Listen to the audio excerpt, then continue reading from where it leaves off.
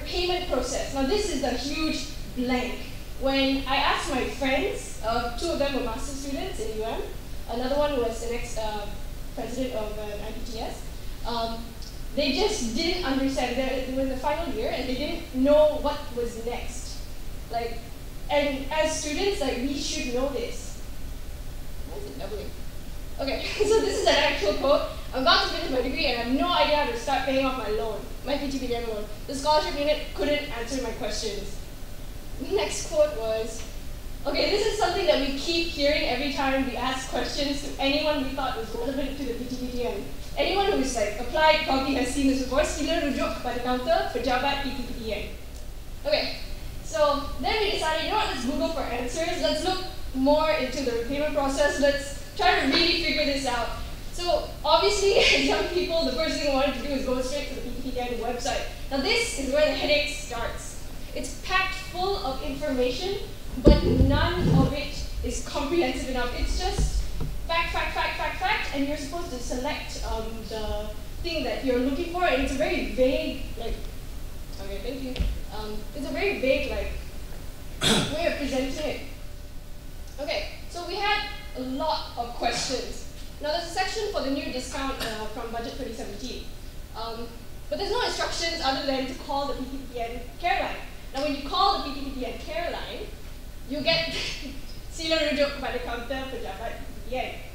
The section that gives information for direct debit provides no direction.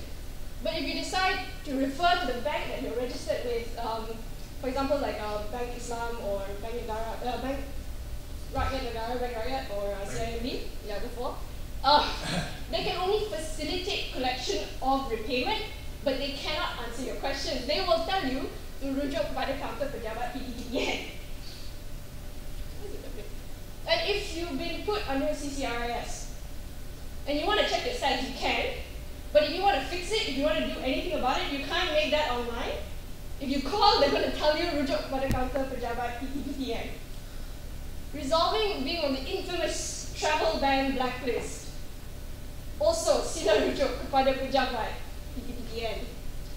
And if you graduate in first class honors, but maybe there's a defection, maybe you took a sem too long, same thing. Sila rujuk kepada pejabat PTPTN. And if you haven't been able to get a job for 6 months, and you need to extend the grace period, same thing, you have to go to the office. So it's a recurring answer that you will get due to bureaucracy.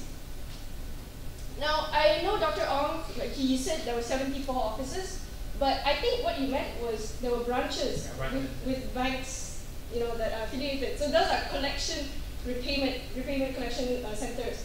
These are the actual PTPTN offices. Just look at those numbers. 2 in Kuching. What if you're from Miri? Tawau, there's Kota Kinabalu, 1. There's 3 in KL. I don't know if you can see this 1 in Putrajaya. And look at Pulau Pinang. What if you're from the mainland? You have to go to Batuas and you can't afford the trip. I mean, we're talking about repayment, but it's just inaccessible to the people who need to go out and repay. So this is how we can fix that 45%.